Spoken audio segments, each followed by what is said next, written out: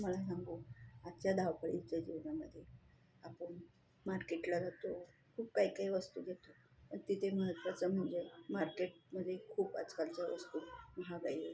गहू, तांदूळ सगळ्या गोष्टी मस्त आहे. तरी पण आपण बघा किती महागाई वाढली. भाजीपाल्याची किंमत पण आता थोडीशी हिवाळा आहे म्हणून थोडीशी कमी झाली आहे. पण तिच्या आधी आपण वाटाणा घेत होतो त्यावेळी बघितलं ना, वाटाणा किती महाग होता. पण आज मी वाटाणा आणला ना, जेणेकरून त्याची 60 रुपये किलो आहे.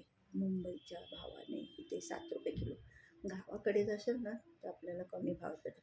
तिथं माल आणताना त्या लोकांना जरा सगळं ट्रान्सपोर्ट वगैरे सगळे पैसे द्यावं लागतं, हे करावं लागतं, म्हणून त्यांची प्राईस जास्त देतात आणि ते आणून आपल्याला त्यांच्या थोड्या किमतीत ते आपल्याला देतात.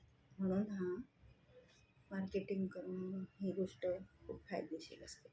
माल घेताना पण इतकं बारकाईने आपण विचार करून घ्यायचा असतो. माल बघताना व्यवस्थित बघायचा असतो, घ्यायचं का नसतं. भाजीपाले बी खरेदी करताना तर आपण व्यवस्थित विचार करून हे करायचं, घ्यायचं असतं. मला सांगतो, मी एक ड्रेस घेतला होता. त्या ड्रेसची किंमत आज मी बघितली तर तिकडे किंमत त्याची खूप महाग होती. म्हणजे 2,000चा ड्रेस आम्हाला सांगत होते, पण मी घेतला तो 1,500 रुपयामध्ये तो ड्रेस घेतला. म्हणजे माझे किती पैसे वाचले असतील, 500 रुपये वाचले. म्हणून कधी गोष्टी घेताना आपण फायदेशीर व बारकाईने करून घ्या.